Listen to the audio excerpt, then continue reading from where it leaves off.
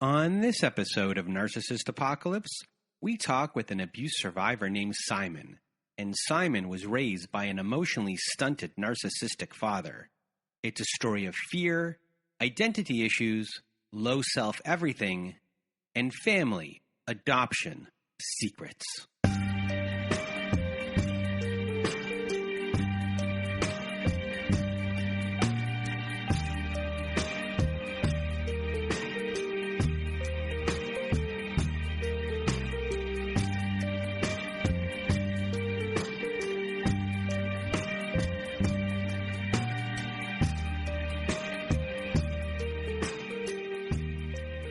Welcome to Narcissist Apocalypse, everyone. This is a podcast that gives a voice to survivors of toxic relationships.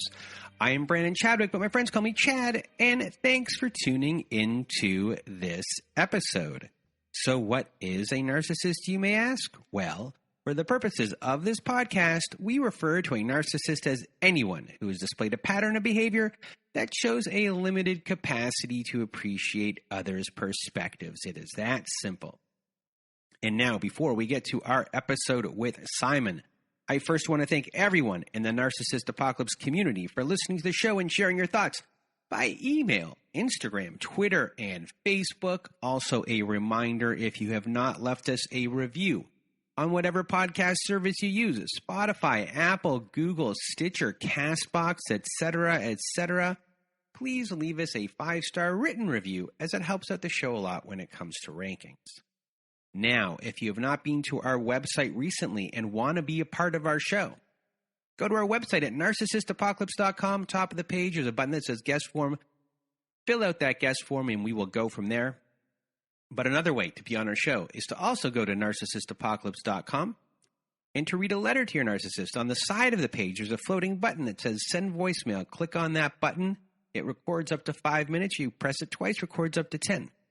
Read your letter to your narcissist, but if you don't want to do it yourself, you want to send it to me or my old pal Melissa to read, send it to narcissistapocalypse@gmail.com and put letters to my narcissist in the subject line. And what else do we have here? Other things on our site. We are offering high conflict parenting courses that can be found at narcissistapocalypse.com/courses.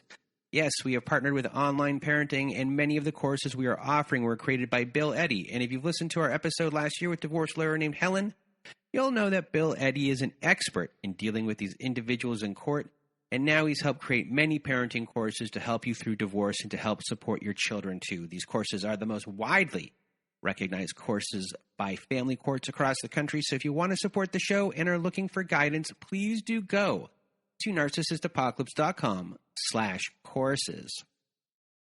And our Patreon, everyone. If you want to support the show, become a member of our Patreon. Yes, we have a Patreon where you can hear episodes that never made it to air, episodes with former guests, much more. And what is that much more? We now have virtual support groups every Wednesday and Saturday. It's a good group of people on there. Hello to everyone who was there on Saturday night. And we also have our own little forum board on there as well, so people can communicate with each other. That's at patreon.com/narcissistapocalypse if you want to support this show. And that's pretty much it. This episode with Simon is a really interesting episode. You know, we discussed a lot of different things here, including nature versus nurture. You'll find out a lot about the adopted sibling that he finds out he has when he's about 42 years old. There's a lot kind of to unpack here. It's an emotional episode. It's a lot of learning that you can get through this one as well. I really just want to thank Simon for being part of it. Also, at the beginning, I tried to explain everything in my recording with Simon, and it didn't really go very well. It just became more confusing because there's a lot of players in the story. I've re-recorded it after the fact on my end. So you'll hear that there might be a sound difference when that happens, and then the rest of the show will continue. So now that's just my little bit of warning of my many warnings that I usually have before, and that is it. So everyone, without further ado, here is my episode with Simon. Welcome to Narcissist Apocalypse, everyone. With me today, I have Simon. How are you? I'm very well, thank you, Brandon. How are you? I'm doing well, and we talked a couple weeks ago, and now we are back here. And we had to re-record this part because I made the story more confusing than it really was. So just to explain to everyone the players that we have in this story before we go forward, we have Simon, we have his mother and his father, and then Simon has 3 sisters. There is one that is 16 years older than him, and that is his half-sister who's been in his life the whole time. And then you have one sister who is, I think it is 7 years older than him, and that person is his full sister. However, she was adopted out of the family. And then you have a sister that is 6 years older than him, which is also his full sister that lived with him his whole life. And you'll find out within this story that they all didn't find out that they had this adopted sister or who was adopted out until 3 years ago. So now that is explained, you'll probably hear some conversation later on as if the mess up did happen. But anyway, without further ado and getting in your way here, here is the rest of the story. Okay. So my father, who is the narcissist in this story, grew up in a very an abusive family home.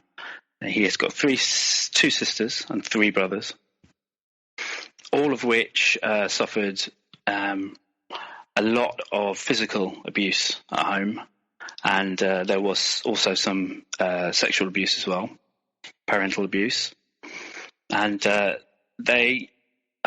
my father left home, I think, when he was 14 years old, and went out to live his life, basically getting various jobs. He worked as a lorry driver for many years, and he was a lorry driver's mate for the first couple of years that he had left home. And he was driving lorries in Britain, age 15, while the guy who should have been driving slept in the back. For us in North America, what is a lorry? Oh, it's a truck. Okay, thank you. Like an articulated truck, so it's one of the big ones, not a small one, not a van.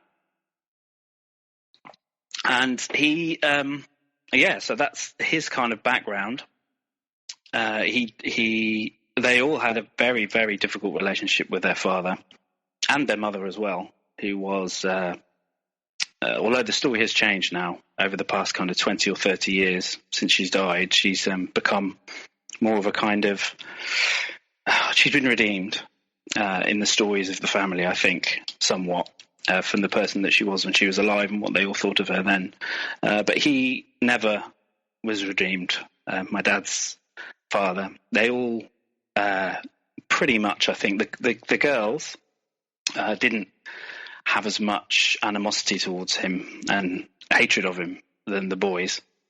But it was incredibly dysfunctional. And all in their own ways, my father and his siblings are pretty out there. They're all successful. None of them are dead. They're, considering their background and the stuff that kind of has happened to them when they were children. But they're all kind of odd in their own ways. And but my father is a narcissist and is basically, he met my mother after she had already been married before to a man who she met when she was 15 years old. And this was in the early 60s. Actually, I think she met him in 1959. And then she was 15 years old when she met her first husband. She fell pregnant, which at the time was appalling. in Britain. It was an incredibly shameful thing to happen in the kind of working class community that she lived in. So she had the child, not with the blessing of her mum and dad, but they didn't give the child up for adoption.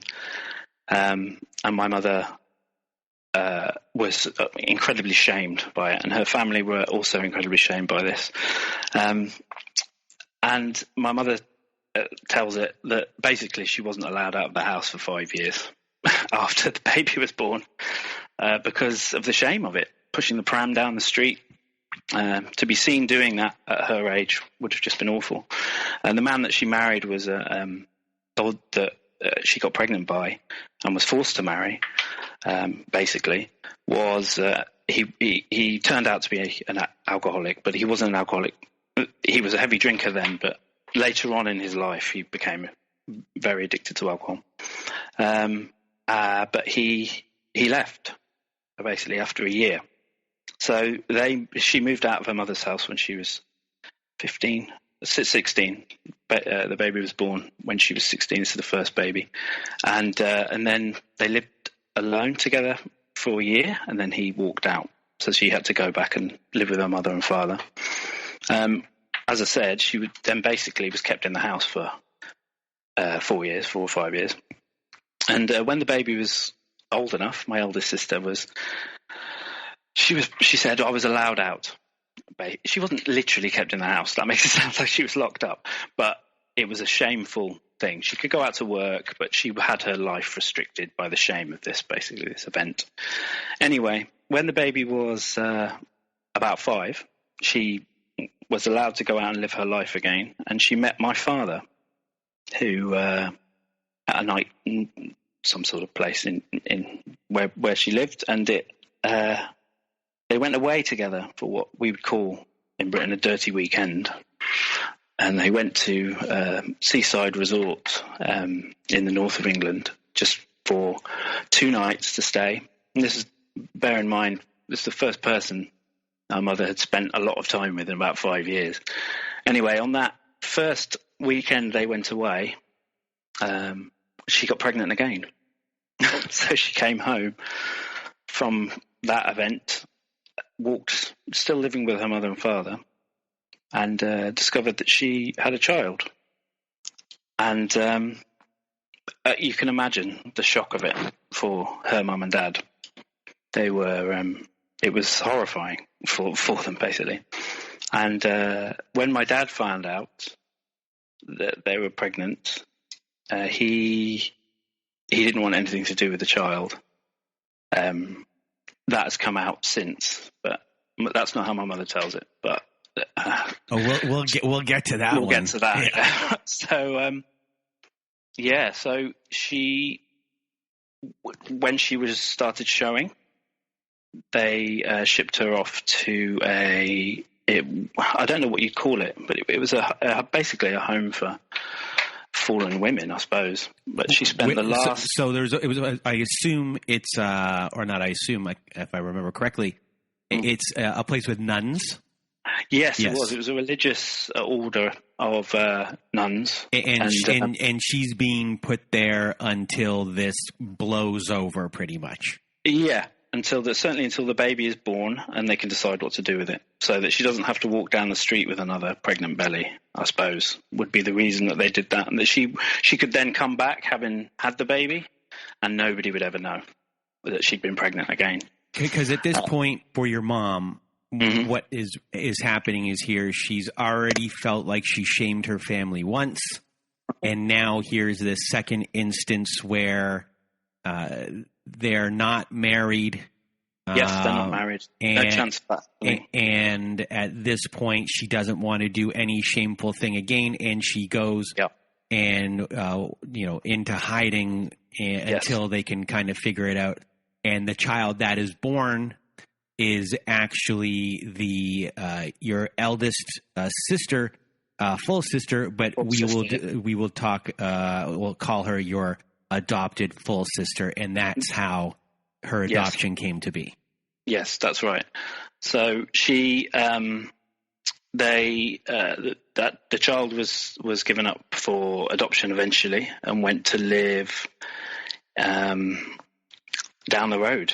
It was, but we didn't know this, of course. We didn't know any of this at all. And my father disappeared off the scene, and my mum just went back to her normal life. The baby was gone. My dad wasn't there. But then, how many years? 3 years later.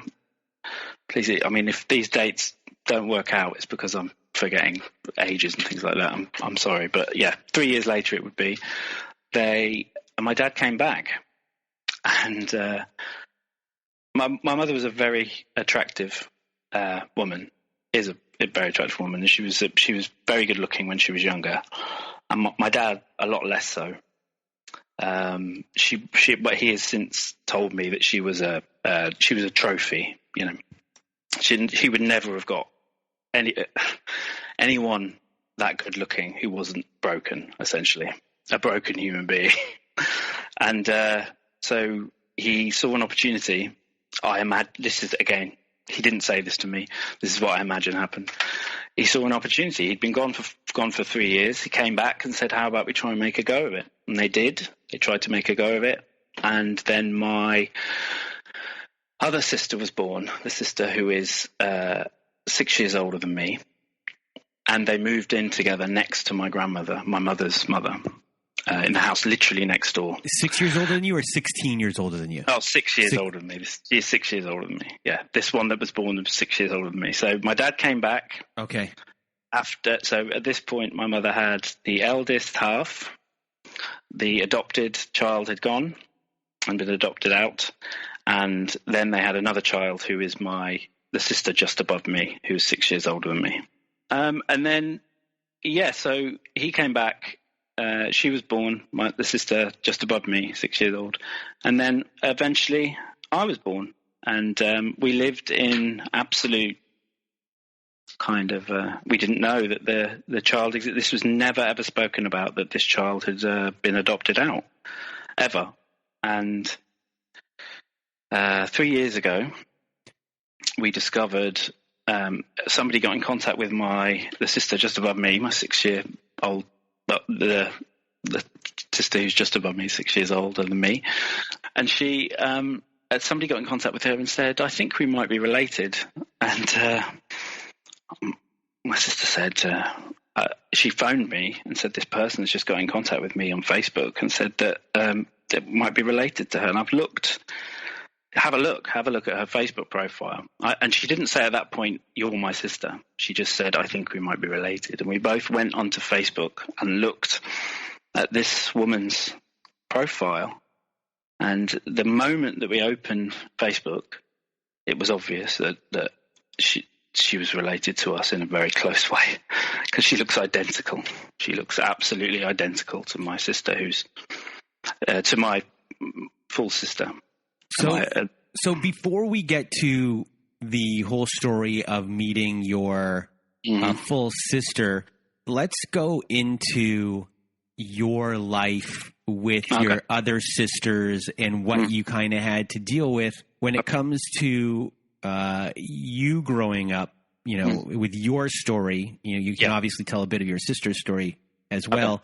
How did it all kind of begin where you knew that something was off? With my dad? Yeah.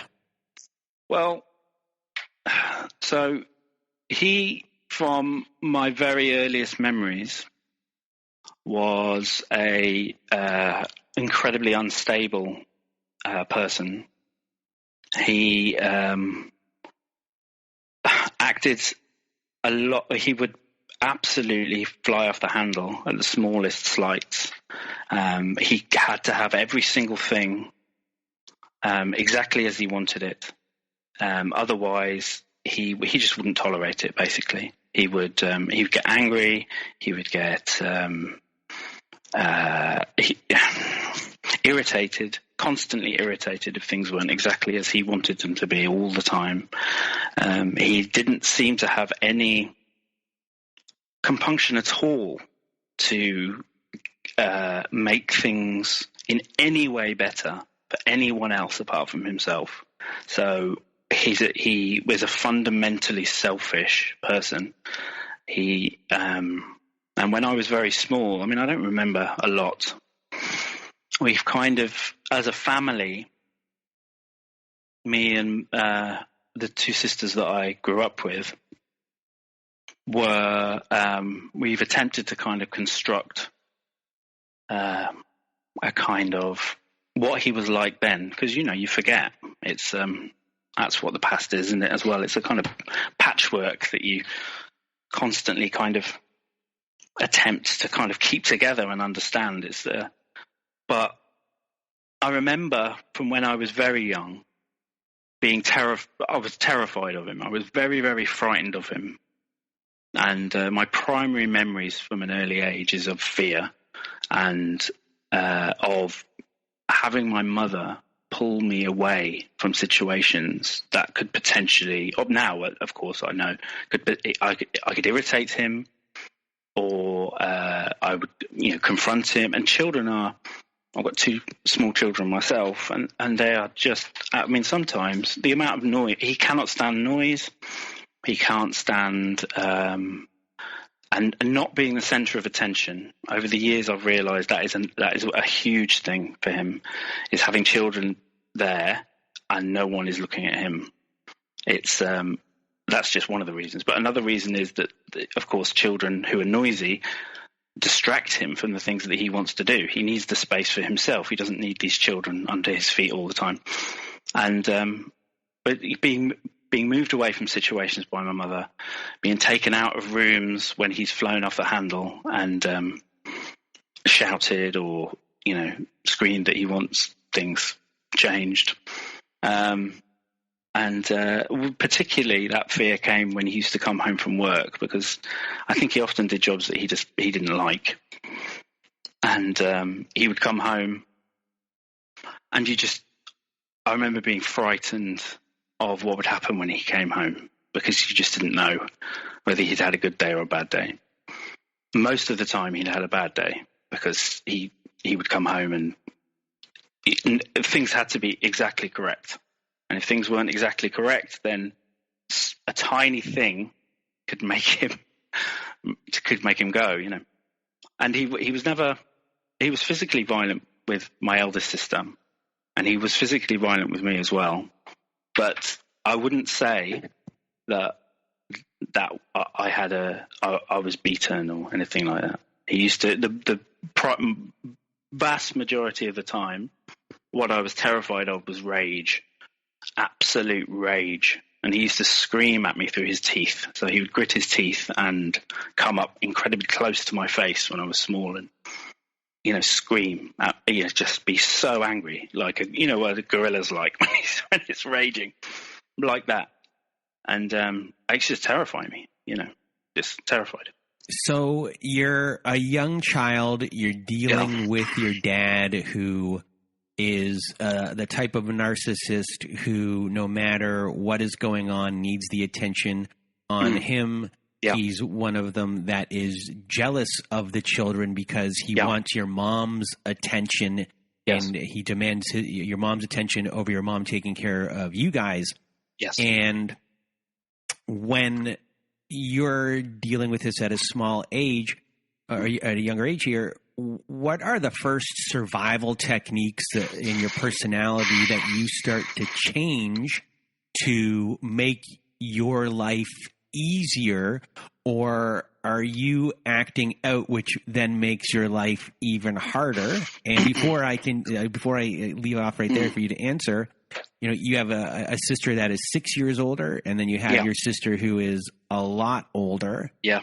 They're maybe, I don't know if the eldest one is still in the home, maybe when you're 5. She left about 18, I think. So she was there for 2 years. Then she came back for another couple of years. So she was around a lot, So you're all getting it. So you're all in the same boat. How are they caring for you? And do you at least feel the love of them?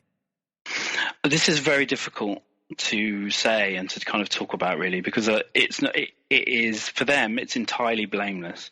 I don't want to apportion any blame or anything like that, or paint them to be difficult or, nasty human beings, because both of them aren't at all. We all were in it together, and it didn't separate us growing up in this house at all. The opposite happened. It was so obvious and so difficult that we came together against him, and there was no competing for his affections. There was in the early days. I always said that my dad was the biggest child in the house, and he is. He's like an 8-year-old, and that is his emotional state is like that of a 7 or 8-year-old child. And one thing I wanted to kind of point out on doing this is just how, those aren't just kind of abstract words. He really is like that. It is comical how narcissistic he is, and how overt his narcissism is, and how just when you see it and you understand what he's doing, just it's baffling that he can not, he doesn't see it. He has no perception that what he does is wrong, because there is something missing inside of him. There's something not there. There's something that he was never given as a child, or this ideal self that he is constantly creating. It happens 24 hours of every day, and it's anyway, that's what I wanted to point out. But when I was very small, I think my father has told me since that he resented me being born, because I've said this to you before, Brandon, but in a moment of kind of enlightened thought, when he was trying to curry my favour, he said, I resented you. You were a boy, and when you were born, you were taking, literally said, you were taking affections away from me. And so that must have been difficult for me, I think he said, or something like that. It was difficult for me. You don't know how difficult that, just something along those lines, which I just, anyway. But he would be aggressive towards me, I imagine, in those times, because he's always said to me my whole life, you were a weed. You were a weedy child. You were a mummy's boy. You were always a mummy's boy. And of course, thinking about it now with kind of some information about who he is as a person, when your male child is born for a narcissist, he would see this as an opportunity to, me to be another him, or for me to just kind of, he could live his life through me in some, I don't know. I would make him proud, or make him proud of himself, of what he's achieved, or what he's done. Look what I've done. Look at my lovely son, But I immediately came out and was probably terrified by his rage and retreated from him. And my mother, of course, stepped in and, in his words, coddled me. So I was coddled and made soft and by my mother. So that must have enraged him even more, because in his view, I was being taken away from him, and she was restricting access to me and not giving me the opportunity to come and love him, I suppose. But as a matter of fact, that was because I was utterly terrified of him and who he is as a person. But my primary things that I remember from that time are, as I say, being taken out of rooms. My mother was, I think she was a slightly different person to the person that she is now. She's very much institutionalized into the relationship. They've been married for 50 years. But at the time, she was a bit more spunky, I suppose. She didn't necessarily stand up for herself. She constantly appeased 24 hours a day, did what he wanted and made him not explode. But she was very kind to me, and she tried to do her best, I suppose, to try and keep me away from him. I remember just being quiet. I used to shut up a lot and not say anything, and just go out of the room, try not to be in the room when everyone was in there, basically just become as small as possible. And my sisters, I think, were more, especially the one that's 6 years older than me, that just above me. She got the golden child treatment more. If anybody did, she did, because she was his first child. She was very capable. She's a very capable person. She's very intelligent. And he would have seen a lot more to kind of himself, the self that he wants to be in her. So she was a doer. She did lots of, she got a scholarship to a very, very good private school that they put her into when she was 8. She passed all the exams. She studied for a year because they didn't have the money to put her in, but she got a scholarship. And, you know, she used to do lots of things, and she was active. But I have called her in the past, in times of rage, his little brown shirt. They both were, you know, they used to tease me kind of on, not necessarily at his behest, but because maybe he found it funny or it was a fun thing to do. So it was, but of course what they were trying to do was get into his good books, you know. Yeah. That's that. And so as you got older, I assume your sister leaves the home. So now you're there by yourself. Yeah. And at that point, how does the relationship devolve from there? How are you acting? And in that era of, from, I guess, 12 and upwards, how are you surviving? I was completely avoidant is how I'm surviving. They used to call me the lurker. So I used to come to the doors and just peek around the door, see the people in the room, check it out, what was happening. And I just used to kind of slowly move away. I hated spending any time with groups. If my father was involved, certainly I couldn't sit in a room with him. I still can't sit in a room with him. I find it absolutely intolerable. But it was when I was 11 years old. So my dad quit his job when I was about 9, and he decided to sell to. We had quite a big garden at the time, and he decided to make our garden 1/10 of the size and to build a house in the garden. That was his dream. That's what he was going to do, and my mother desperately didn't want him to do it, but he did it anyway, of course. So at that time, he was going through, something was going on. I think he probably had a breakdown. I remember him in the shed, and he got into making lattice work chairs, and he would work with wicker and make these kind of ornate chairs. And I remember him. There was about a period of a year where he was utterly off the rails and very, very, very angry all the time, and they would scream at each other. And I think at that time he was I had lots and lots of problems in school at the time, and I remember walking around the playground being completely, I used to set with a mantra in my head: poor dad, poor dad, poor dad, poor dad, poor dad. And I used to think that he was something appalling was going to happen, because he was essentially mad, living in a house with somebody who was going mad at the time.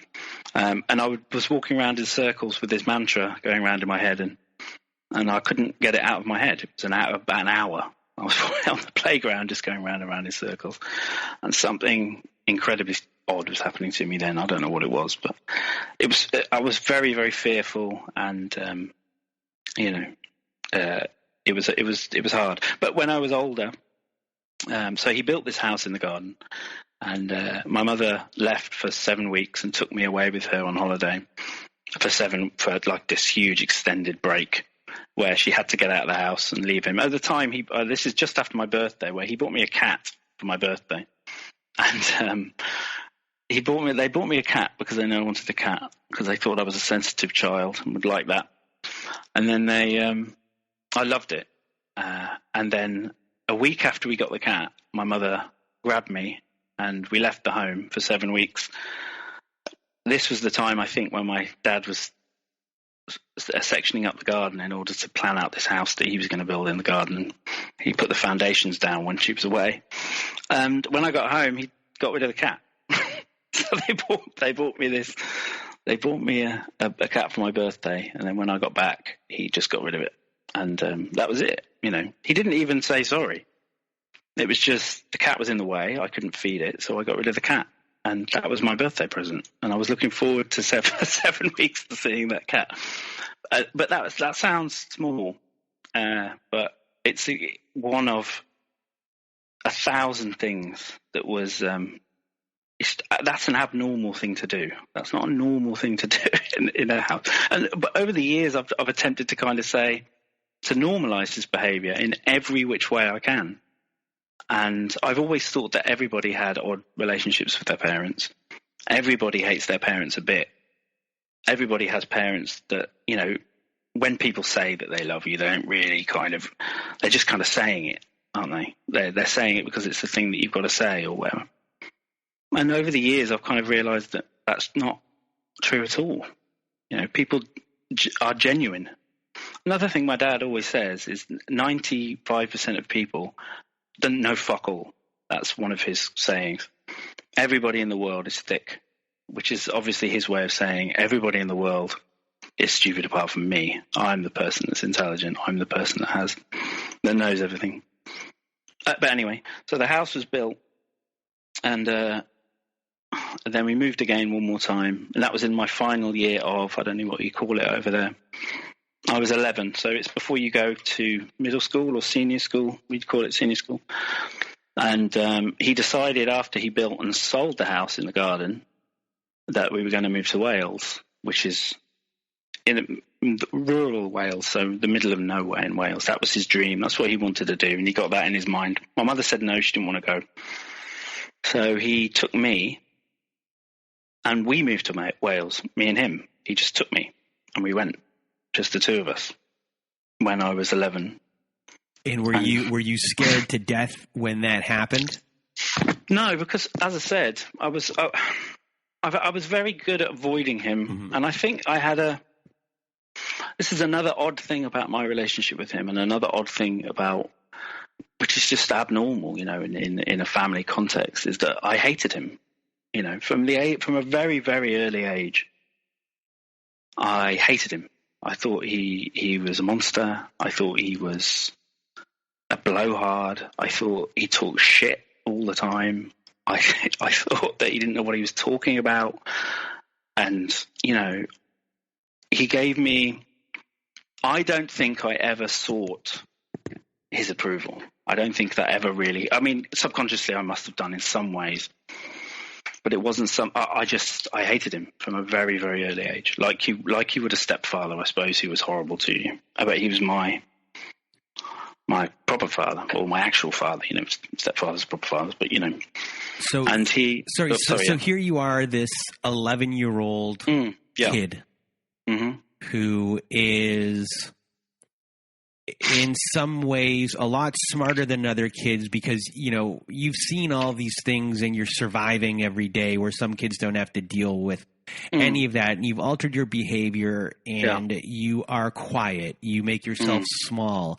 You're trying not to be seen. Mm-hmm. And those things are going to affect you later on in life, which is going to make your life more difficult in many instances. So when you go with your dad here, you know, who are you as this child that's going? Do you have any identity at all, like, or interests? Or are you just like, no? You know, is it hard for you to make friends?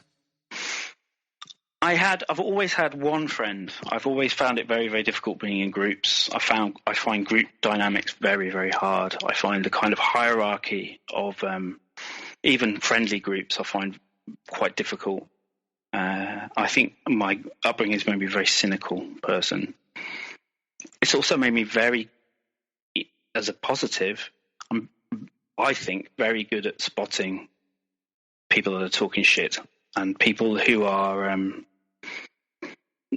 kind of have narcissistic traits. Certainly, I think that's quite common.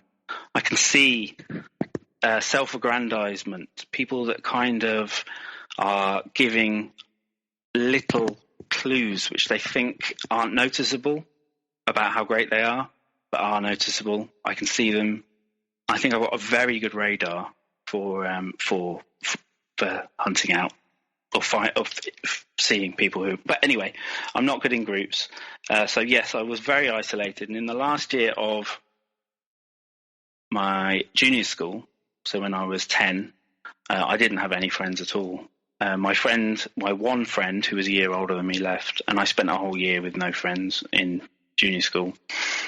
And I was pretty adrift at that time. It was difficult. But I got through it. I think I was a weird kid. Very, very kind of self-conscious. I went through a period of being very paranoid, walking down the street and thinking people were looking at me. And I was, when I was that sort of age, I was fundamentally probably very, very unhappy, and I didn't know who I was. I never have known who I am as a person, and I've never had any real interests. I've never really been able to choose one thing and go down one path, because all paths look the same, really, to me. And I think that's to do with self-worth. There's a couple of things going on. I think my subconscious says if you've chosen to do that, that's not the right thing to do. I think also there's my dad's voice there. Anything that he didn't understand, he would say was shit, or was worthless or useless, and look at that idiot doing that thing. Why the fuck is he doing that? He would say literally things like that. Because he didn't understand, or he didn't know what would motivate somebody to do just the most stupid things.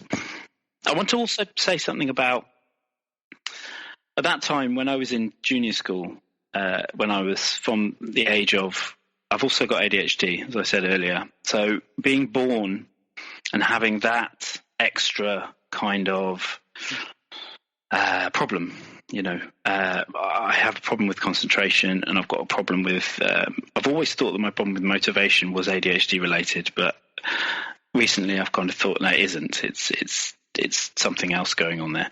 But it must have been very difficult for me to be. I must have been quite a loud child when I was very much younger, and full of energy and full of beans and full of, like, my son has ADHD and he babbles, he makes noise all the time, random exclamations. He's a handful, and he's hard work, and he chooses T-shirts and he chooses things all the time because he's just absolutely constantly on the go. And I used to do that as well. I used to chew my T-shirts. I used to make funny gurning faces and doing all that sort of stuff. And that must have been an extra reason why he kind of took against me at the time. That must have been quite difficult for me then.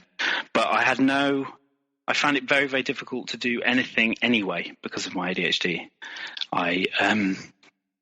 I've got no sticking power, and I lose interest in things very easily. And that, on top of that, pardon me, having this kind of chronic lack of kind of self-esteem and inability to make a choice and just do something, Some people, when they get hobbies, I still don't understand it. It's like, I said, why do you do that? Why do you really enjoy doing that? And it's because people try something, they do it for a bit, they find it's good fun, and then they carry on doing it. They just carry on doing it for 10 years. They don't think about doing anything else. But I don't do that. If I started playing the guitar, 2 weeks into playing the guitar, I think, why am I playing the guitar? Am I a guitar playing guy? Is that the person that I am? Why am I doing this?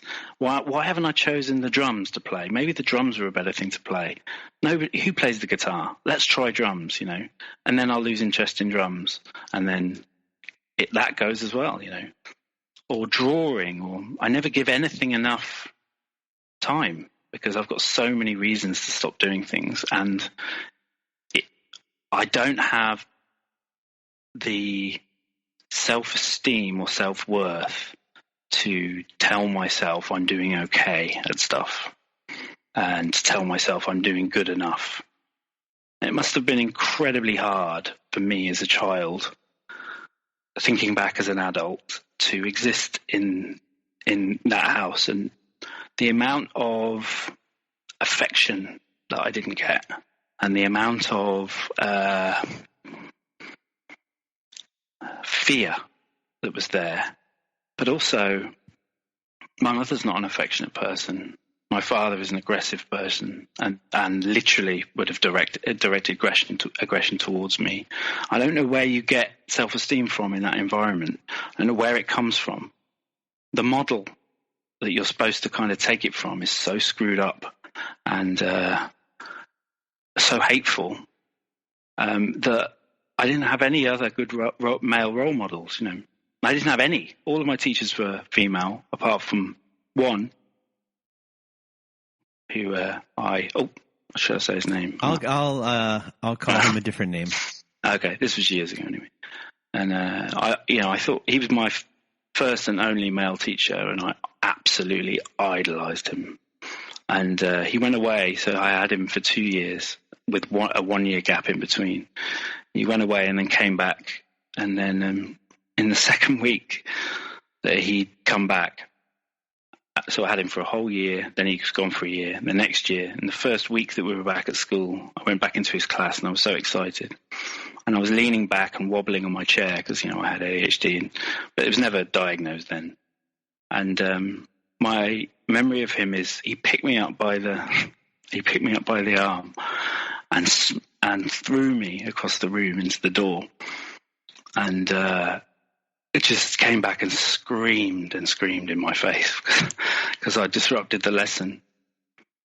And Jesus Christ, that must have been incredibly difficult for me to deal with at the time.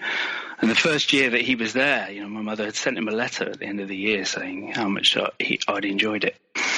And he'd got this letter when I was away, when he was away from school. And even then, he decided that one of his first actions was to fucking throw me across the room. And I found that just absolutely baffling, I found it really, really difficult. So it was really hard at home. And I had shit like that happening to me. And because I was quiet, I was picked on in school as well. And so it was really hard. So sometimes when you're discussing these things, you say it must have been difficult for me. Do you have issues where you kind of detach yourself from the feelings that were going on at that time?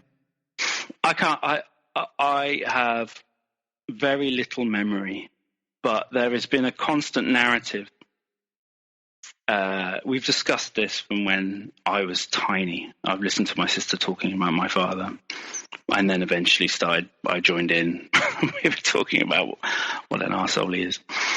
But I have very little memory from that time. I have feeling memories, and, I'm so full of self-doubt, I think, as well, like a lot of people who've grown up in those houses, I'm a kind person. I'm not necessarily a judgmental person.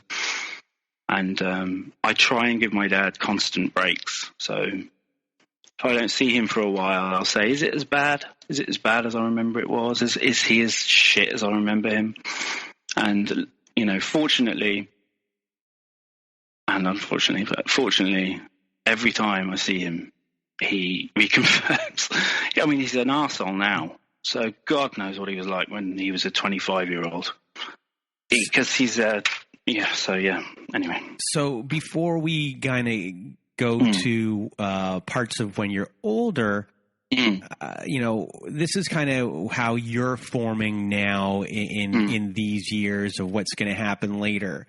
Are you able to articulate how your sisters are doing, or how their self-esteem and their issues, are they having the same problems kind of going forward?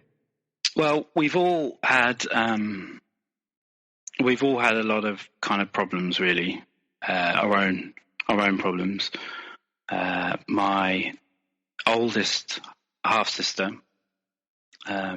drinks too much and has always drank too much.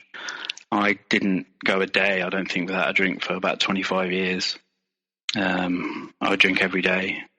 My sister, who's 6 years older than me, drinks way too much as well. Interestingly, on the nature nurture thing, my half sister is a different sort of person to me and my full middle sister. She is different.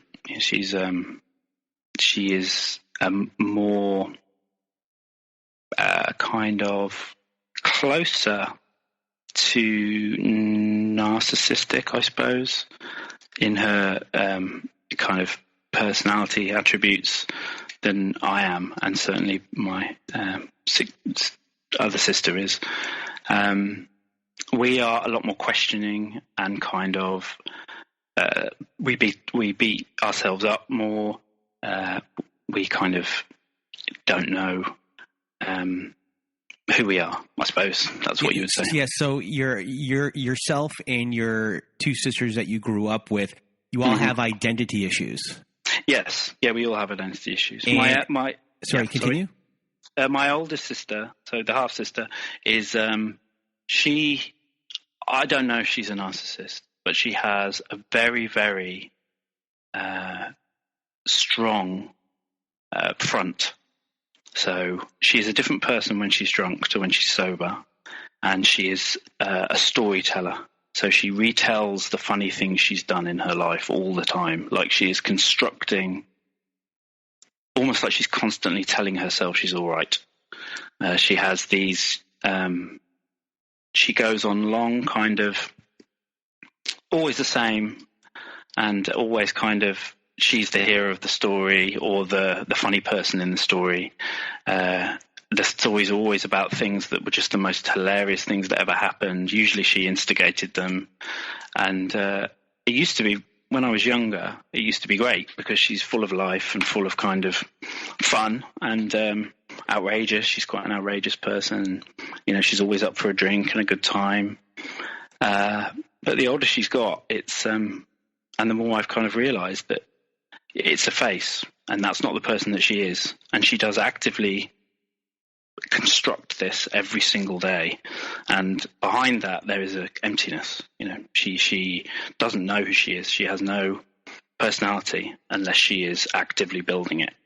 And that is very similar to my father, but in a different way. She's not in any way cruel. She's not in any way kind of heartless. She does make an overt thing of being caring, though, which is interesting. So it's almost a flip side. She will be the first person she'll buy the biggest presents for everybody. She will kind of make a big show of being incredibly kind. And that's the person that she wants to be. Sometimes you kind of see that that's her creation, you know. And how about your middle?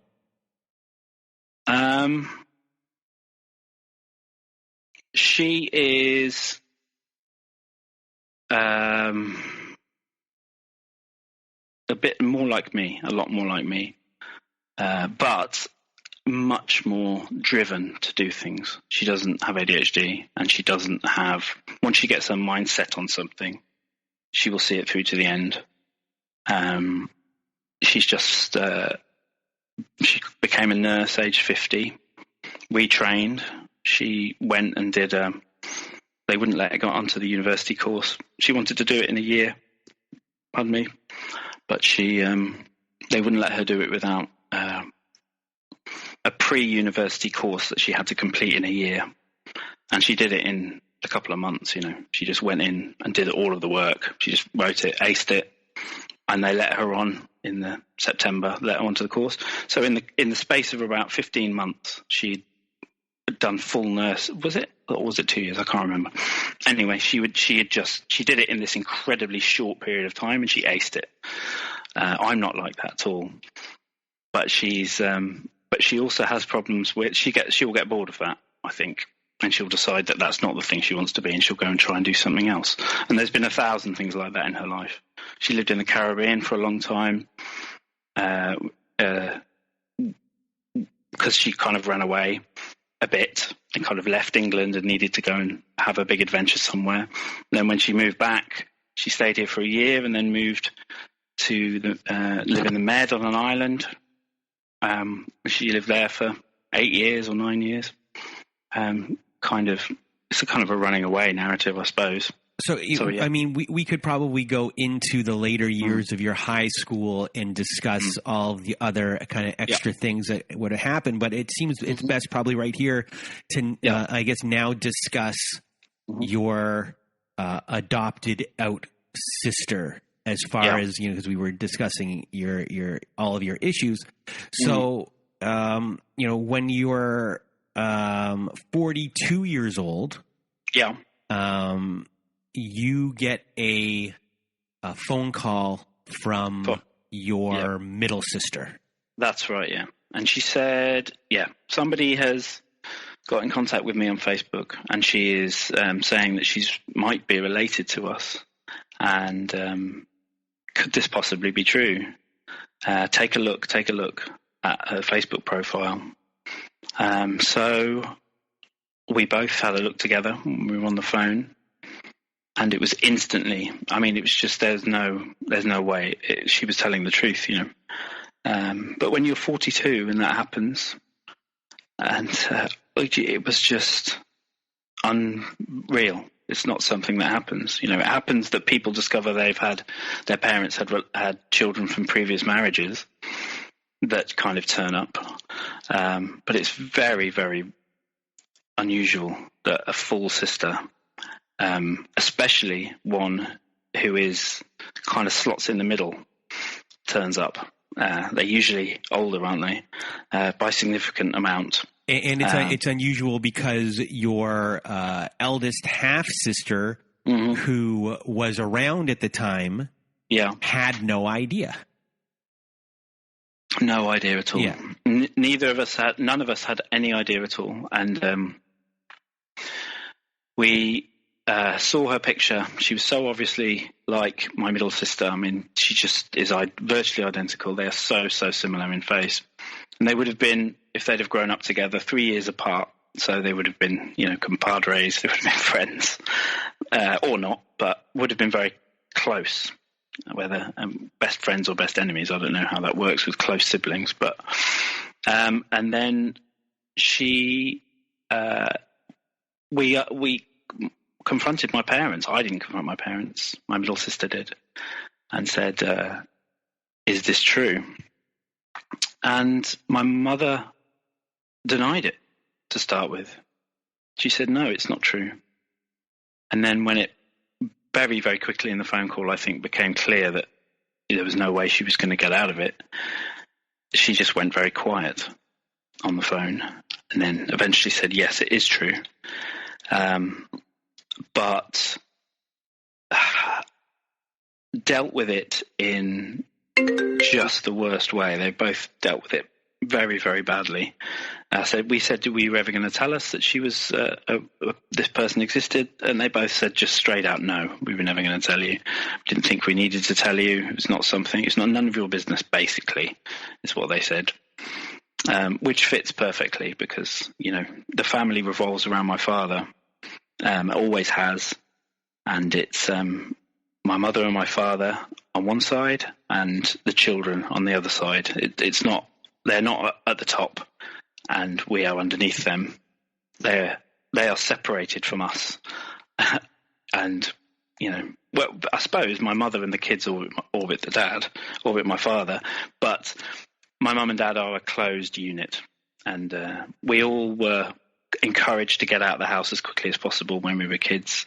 We were all very much made to feel that we were a burden on my dad, and what he wanted to do with his life was being stymied by our existence, basically. And that sounds like I'm overstating it, but I'm really not.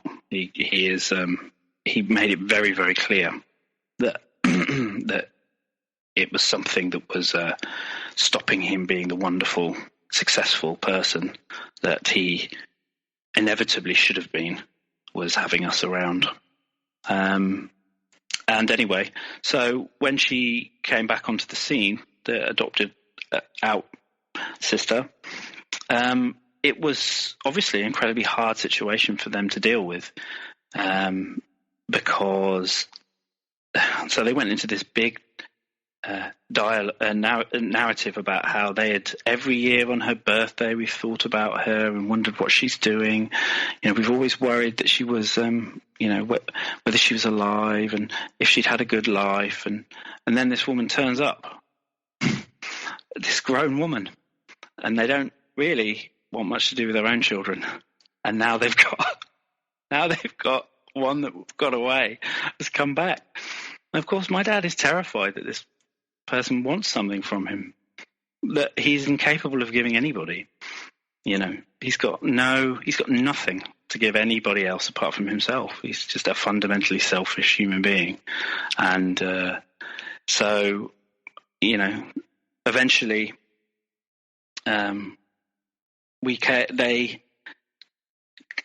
she came over and saw them, and I asked her what it was like meeting them for the first time and all that sort of stuff. And she said it was very emotional meeting my mother, and my mum was very nervous about seeing her. But then she said my father just talked about himself for an hour.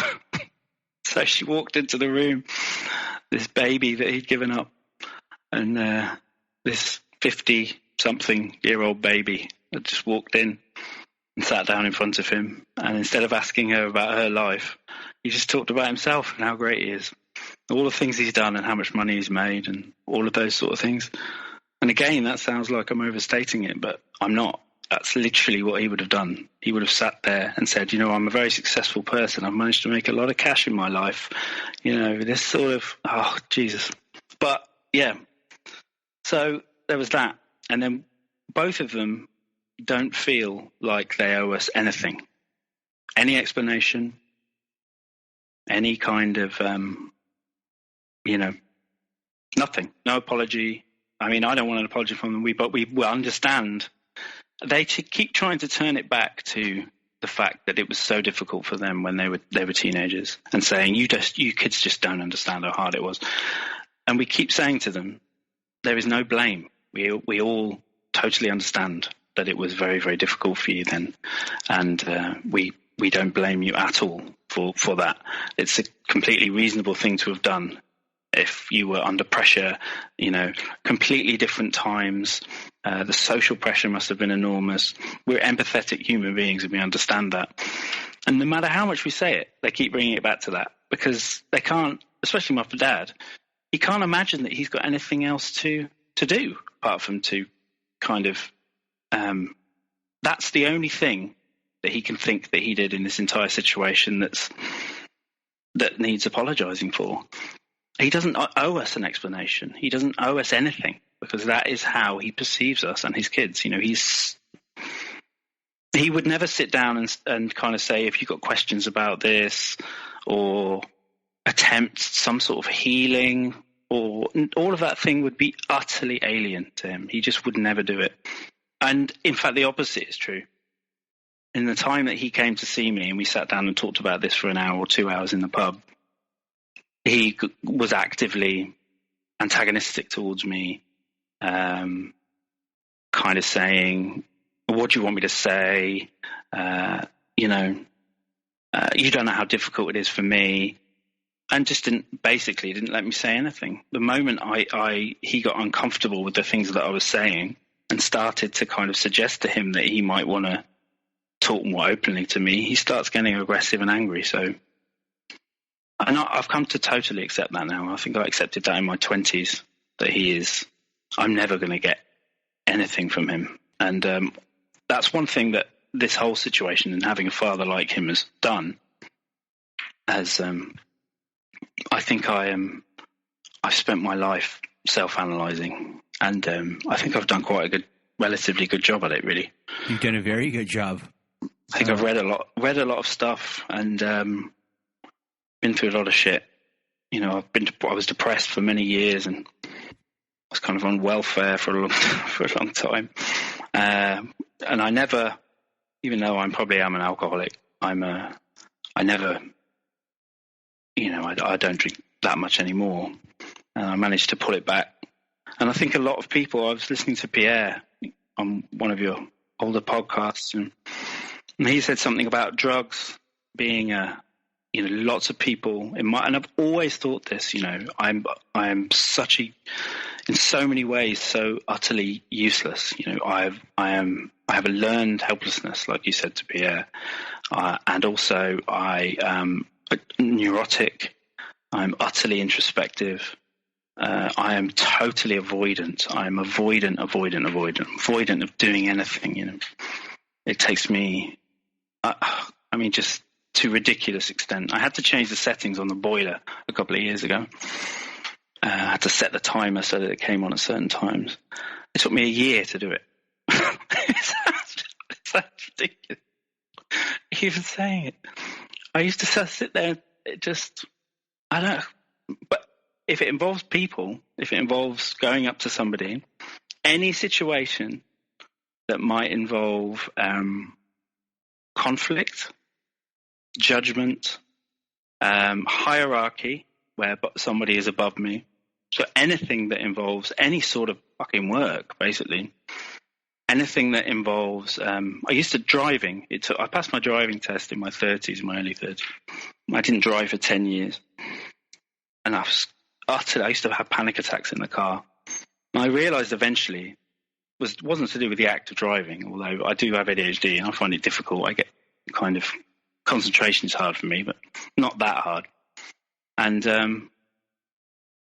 I realized it was because I was terrified of breaking down and blocking the road and having people be angry with me who were behind me and having to ask for help of people to push the car off the road. What would happen if a tire burst and I crashed in someone's house? They'd be so angry with me. What would happen if the car broke down in the middle of the road and I had 30 cars behind me all honking their horns? Jesus Christ, what would I do? Literally, that's what I was frightened of, It's ridiculous. Absolutely ridiculous. So while you're dealing with all these things still, I just want to go back to your sister, your adopted sister for 1 second. Because, when you spoke to her and, you've now known her for 3 years, not well. I mean, you don't have that much communication with her. No. But, from your perspective, how is her life in comparison to you and the siblings that you grew up with? Well, I think from what I know and from what I can kind of intuit from speaking to her and talking to her on the phone and stuff. And also we went to Amsterdam for a while together. All of the sisters, we went and spent 3 nights there. And she's successful. She's single-minded. These are things that I can definitely say about her, I think. She's done the same thing for a long time. So she's worked in the same profession from her 20s. One thing she has done is moved, which is a big thing that we kind of have done. She ran away from England and she lives in Canada. She is very well known in her field, I think I could say that, and is very kind of active in engaging with people and getting herself out there. I think she knows her mind. She's very able to say no to people. I think she is one thing that we definitely have learnt to do from my father. A lot of people with narcissistic parents say that as children they were kind of forced to, or not necessarily forced, but they felt the urge to perform and be the best at things. Like my sister probably did when she was young. She rejected that when she was 15, 16, when she kind of realized that it was for the birds. It wasn't going to get her anywhere with her dad, I suppose. But one thing that I never did that. I never, ever tried to perform and be great, because I don't think I ever wanted, I can't remember ever wanting his praise and wanting to be in his shining, have him shine his light on me. But one thing that always used to help to kind of get rid of his rage and calmed him down used to be making him laugh. So one thing that we did in our family was laugh all the time. So from an external point of view, my dad is very intelligent man, which is a total paradox. He is incredibly well read. He's ill-educated. Sounds like I'm putting him down, but I don't want to do that. He didn't have a good education at all. He left school at 14, but he's an intelligent person. He reads incredibly widely, fiction and non-fiction as well. And also he's a member of Mensa. He does the crossword, very hard crossword in this country. Is it very hard? It's a cryptic crossword anyway. The Times crossword every Sunday. Does it every Sunday. He's incredibly proud that he can do it. So he'll obviously incredibly demonstrative that he's done it. But one thing that is guaranteed is making him laugh. So our house was filled with jokes, wordplay, puns, stupid jokes, fart jokes, any sort of jokes. And that was the currency of the house, that was how we had any sort of bonding together, was with him especially, was in the kind of love of jokes and humour. We used to watch comedy programs together all the time. But it also led to kind of a situation in which it was just extraordinary that we would make jokes about everything, because he's got no empathy. Everything is fair game. So we were never serious, and jokes are constantly used in our house to deflect from when situations called for empathy and kindness and love and cuddles and hugs and being close to your kids. It would be replaced with wry jokes and kind of deflection using humour, I suppose. Anyway, we've lost our train of thought now, Brandon. Well, let's move into then, now that you are a dad. Oh, yeah. And so you're a dad now. You have your own children. Yes, I've got 2 kids. Everyone who's listening should know that you still speak to your dad. You still see your dad. You still see your mom. So let's talk about how you started to parent yourself, the things you started to notice and about yourself, and then how you deal with your dad going forward and how they interact, your children interact with him. Yeah. Well, before I had kids, I saw my parents less and less and less and less and less. So when I left home when I was 18, I didn't see them I saw them twice in 2 years. So I was kind of thrown out of home at 18 and I had to find something to do. But I saw them twice, and that was absolutely fine with them. My mother and father never phoned me. I never phoned them. It was that was just basically how it appeared that they wanted it to be. I'm sure my mother didn't want that, but it must have been hard for her. And she used to come and see me and give me £20 notes. And she still does it to this day. I'm 45 years old. She will give me money to buy things for the kids, for the grandchildren. And she will slip it to me like she's giving me a tip so that he doesn't see. Or she'll wait until he's got in the car and she'll come back and she'll do it. Because if he sees her giving me money, she'll get shit. So she can't even show that affection for us, even now, which is just so fucking tragic. And it's just... Anyway, but when my own children... So I didn't see them for a long time. It was kind of getting less and less and less. And I had a couple of gigantic blow-ups with my dad. I mean, I'm the sort of person that keeps it in. I'll take it on the chin, and then suddenly something will happen. It's usually when my father is talking crap and I'm sitting there listening to him self-aggrandizing and saying how great he is. But then he will change tack and he will attempt to elicit from me sympathy about how hard done by he is. And that is generally the trigger for me. So I will be sitting there listening to him for hours talking about himself and saying how great he is. But then suddenly he will say something like, I don't know, I can't give you an example. But he'll want me to say, a moment will come in the conversation where I'm expected to say, yes, you're really great, Dad. You really had a hard time there. I just can't do it. And usually, and it has happened twice, usually with drink, when I've been drinking, but usually at those moments, it just goes. I mean, you can't imagine, just huge. I've almost had, both times we've been pulled apart by my mother. Fist fights, almost fist fights, and just the most incredible rage. But the last time, he's quite an old guy now. I think he was 70 at the time. And I don't know if your listeners will kind of appreciate it, but the rage that is inside me is just gigantic. And that comes from somewhere that is not in my conscious mind.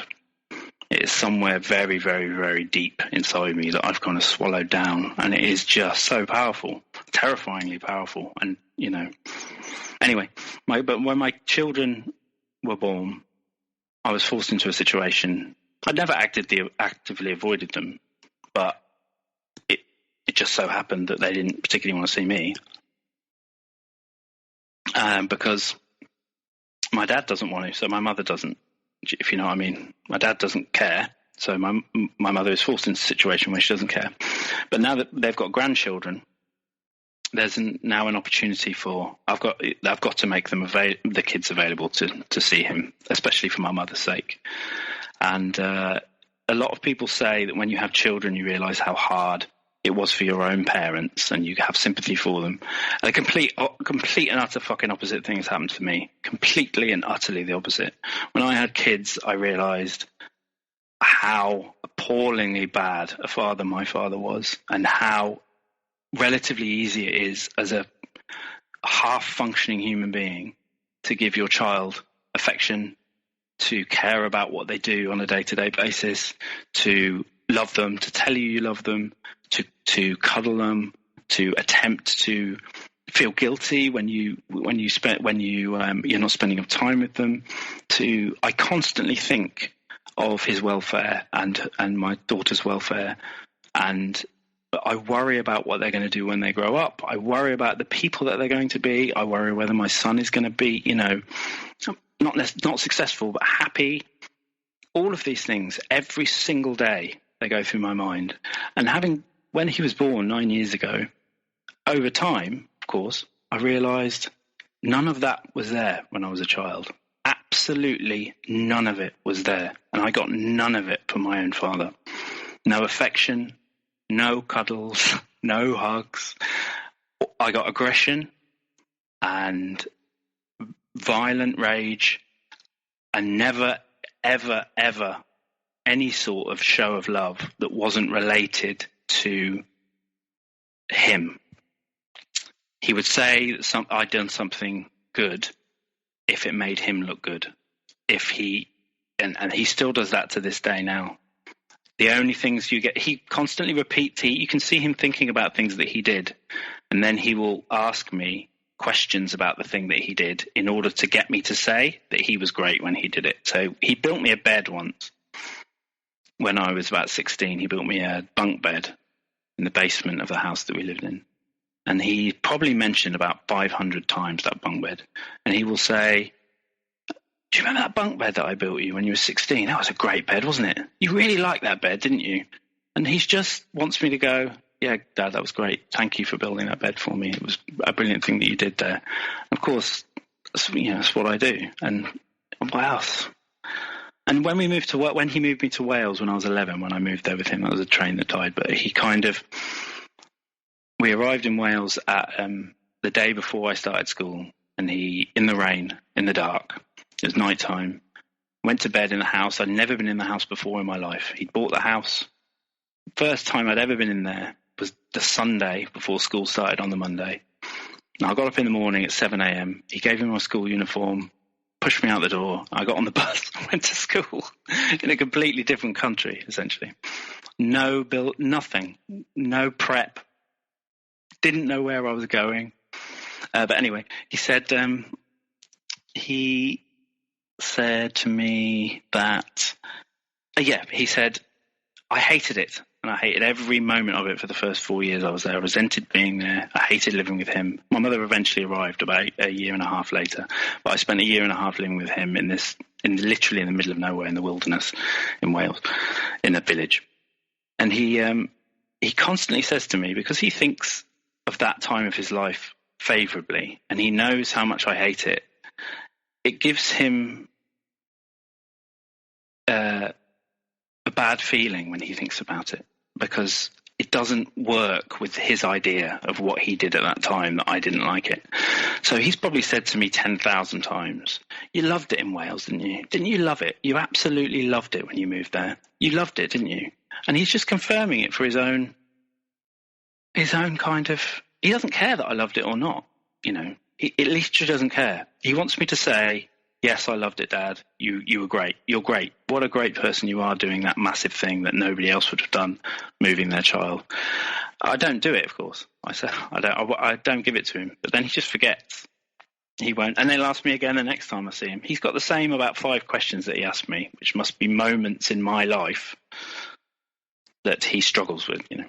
But anyway, my kids, it is very difficult because he craves their attention in the way that seeing him with them, my children,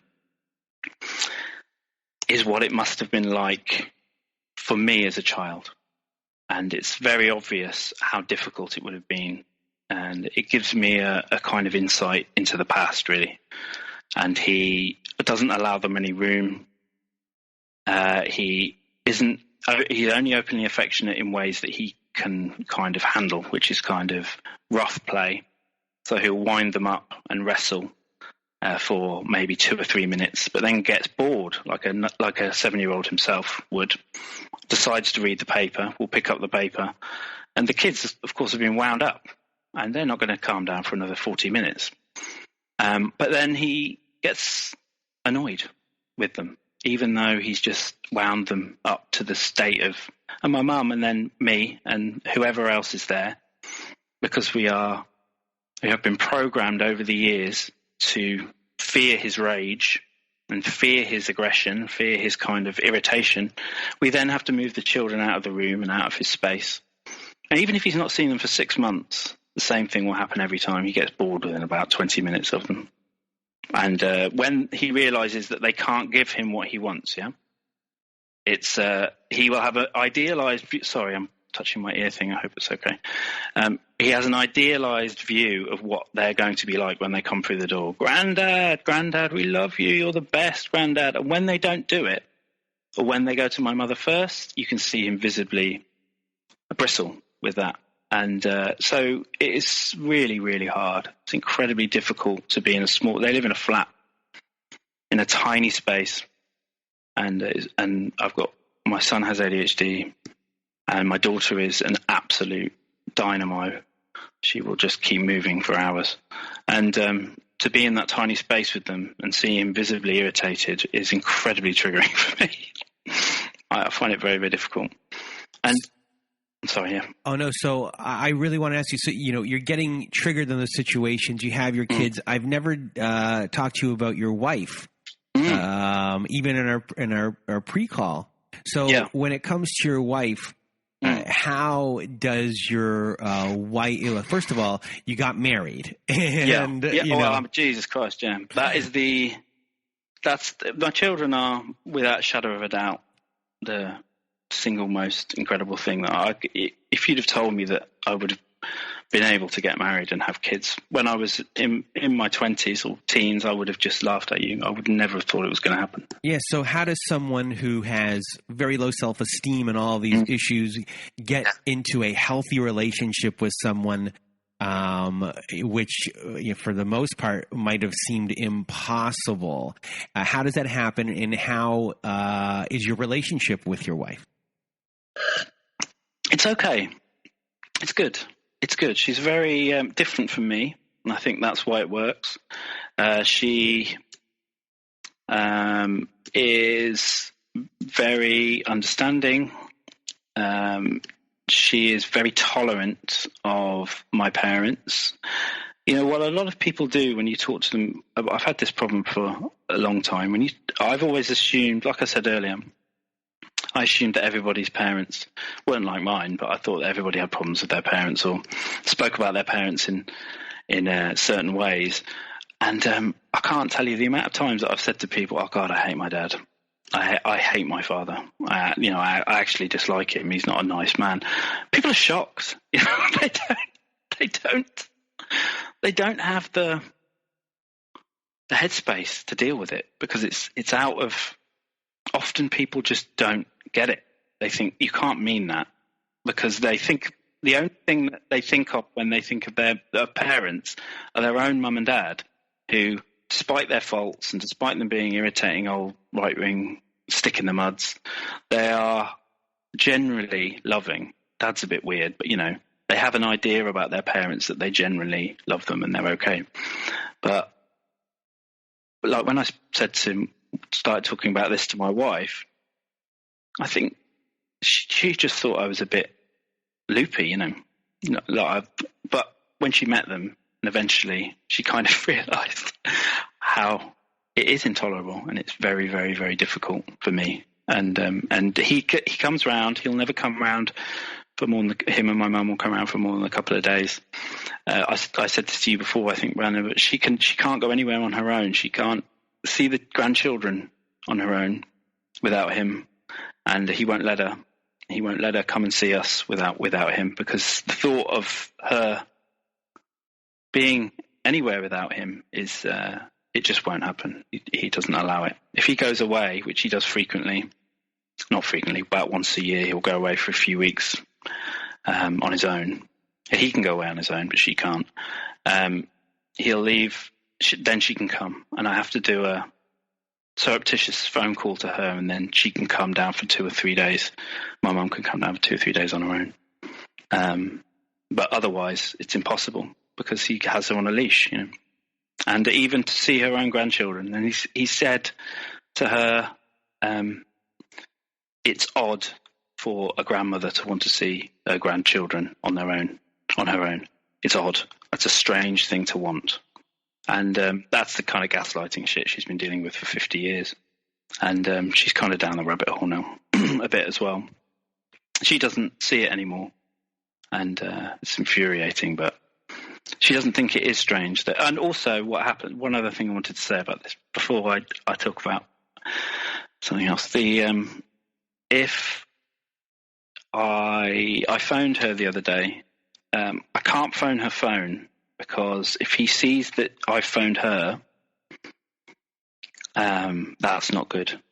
That is a kind of, he will see that, and there'll be some sort of pushback from him because of the jealousy that we are favouring her over him. What frequently happens is I will phone my mother, she won't pick up, and then my dad will phone me about 2 minutes later, and I'll just have a conversation with him. So he will snipe that time, take that time, nick it from her, and have absolutely no problem with doing that. He doesn't even think twice about doing that. So even though I phone my mother, he is almost saying in those conversations, "I know what you're doing." He doesn't actually say it, of course, but by phoning me, he's kind of indicating, "You phoned your mother, I'm phoning you. What are you doing? Don't think it." And she will frequently, what she used to do as well, is she used to, when I phoned her, or when anybody phoned her, he would pick up the other phone. He would walk upstairs and pick up the phone in the upstairs bedroom. So I could never speak to my mother on her own, ever. It was always a dual conversation or nothing, because you would just totally police what was being said. And that happened for many years. He does it less now, but he still does it occasionally. And my mum is in such a place now in her relationship with him that what she sometimes does when he's in the room is she just puts it on speakerphone. But even if you want to have a private conversation with her, because it's intolerable for her to sit there with him glaring at her or giving her the evil eye. So for you going forward from, this point out, you're still seeing your family. Yeah. And what are the things that you want to work on yourself kind of going forward as far as, self-worth, learned helplessness and things along those lines, or other things that we didn't touch upon? Oh, it's very, very hard. I think that the realization, I've struggled my entire life with so many things. And getting an ADHD diagnosis really, really helped me about 2 years ago. That was one part of the puzzle, yeah, to do with just the difficulties that I had in school, why my kind of educational path collapsed so readily when I was 16, 17. I eventually did go to university and get a degree, but it took a long time. It took 2 failed. I had to do what's called an access course, which is, I suppose, it's like an access to university course, which you probably have in there as well. I did 2. I failed the first one, and then eventually did the second one. But I didn't fail it because I couldn't do the work. I didn't fail it because I didn't understand the work. I failed it because I just couldn't do it. I struggled to write essays. It's one of the hardest things I do. But what I've always had, and has always been under the surface with me since I was a very small child, was a sense that my father was full of shit. And that has kept me kind of sane, because I think that I always knew that in some small way that I was right. He never managed to kind of get in there with me. Which is good. But finding out about narcissism and finding out about because what I've always thought is that he is an 8-year-old boy in a man's body because of the things that happened to him when he was a child. But that's never been good enough for me, because it's not a proper explanation. And finding out about narcissism and how, it just fits like a glove. It's just everything. It so explains him. It's been huge for me. It really has. It's just, honestly, not in my conscious mind, but in my unconscious, something has changed that I have not been able to change for my entire life. It's given me an explanation, and I think what's happened is it's given me an opportunity to stop beating myself up, because finally somebody has said, well, not somebody, but I found out that it's not your fault. All of the things that you think happened. You're not nuts. You're not being cruel to your father by labeling him and seeing these things in him which don't exist. You stop second guessing myself so much, and it's kind of flipped it. I called this when I was tiny, and I knew I had the measure of the man for such a long time. It's given me a lot and I've always thought of myself as a very empathetic person, and as I said before, I think I can read people very well, and I think that is due to my upbringing. I've always been very cynical as well, which is another, in knowing that adults can say one thing but mean something else, or present as one way and be utterly repulsive behind closed doors. I've known since I was 5 or 6 years old. And that's a very strange thing to know when you're a little child. and to kind of understand. But in another way, it's very good for your kind of emotional intelligence, I suppose, support for your kind of core emotional intelligence. I think I'm very, very good at that. I understand people. I understand that people are flawed. I understand that, I understand people very well, I think. And but going forwards, I think I'm going to get therapy. That's the short answer. I'm going to try. I don't have the money, but I'm going to try. I'm going to try some way to get some sort of therapy. I don't know what kind yet, so we have to see. And as far as, giving words of wisdom or advice for other people that are going through the same thing as you or have been through the same thing as you, what do you have to say to them? It would depend on the stage of life that you're in. For people that are listening to this who are adults, I would say you don't owe your parents anything if they've given you a bad time when you were a child. The bonds of love which you think should exist and which you kind of yearn for and romanticize like we all do, they're never going to be there.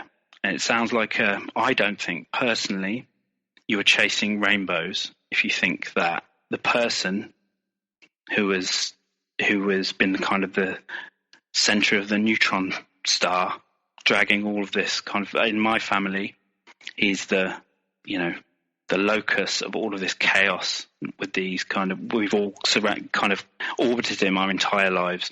If you think that's going to change,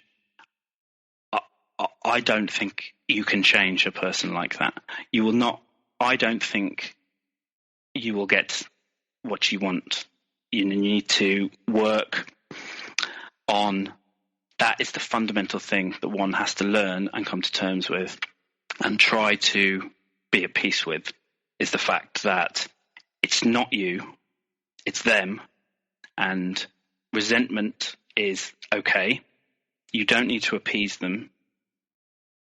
The things that you want are okay, and you don't need to be made to feel guilty. Don't try and seek love and the thing that was missing when you were a child, because down that road that's a very, very difficult road, and that will prevent you from making real progress, basically. And I think that's something that I realized relatively young, and I think that helped me at the time. Basically, yeah. And keep going. Don't try to believe that your story is real and true, because it is.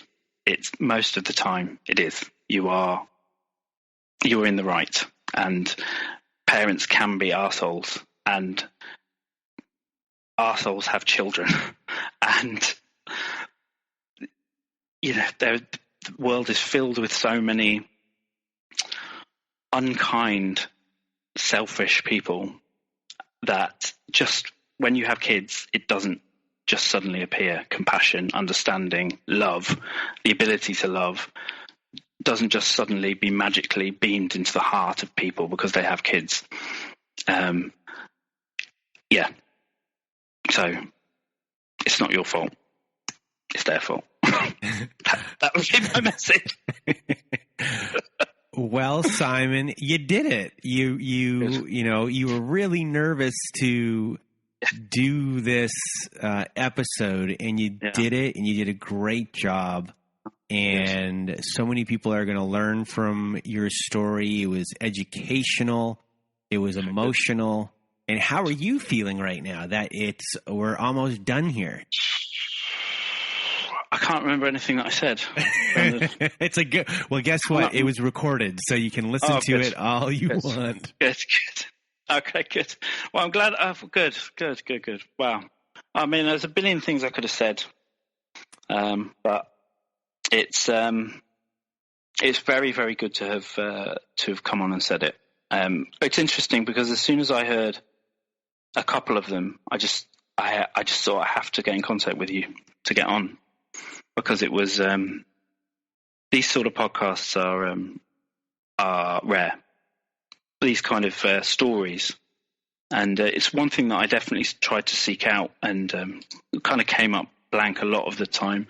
There's a lot of self-help stuff out there, which is good, but it's kind of like, and there's also a lot of stuff which is not coming from kind of therapist-led, if you know what I mean, mm-hmm. rather than people just talking and telling their story.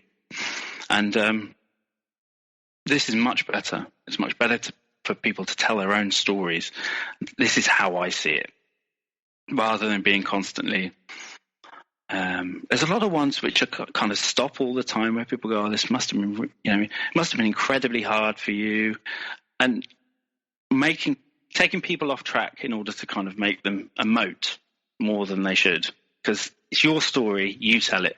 It's and that is very powerful, because it's powerful for me to hear that so many other people have had the same experience as me, and in their voice, it's good. We're very glad I did it. Well, I'm happy you did it. And what other people don't know, there's one thing we do share in common, which is, I'm going to do some little joke here. We do have the same hairstyle. Yeah. And we have the same shaped head to a T. So I'm sure from the back, you would think we might be the same person. Yes, but you're not my brother, are you, Brandon? I am in Canada. You never know. You never know. One.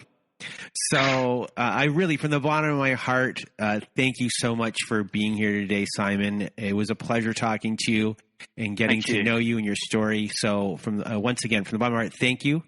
Thank you. Thank you very much for having me on. You're welcome. And for everyone else who is listening, I hope you have a good night.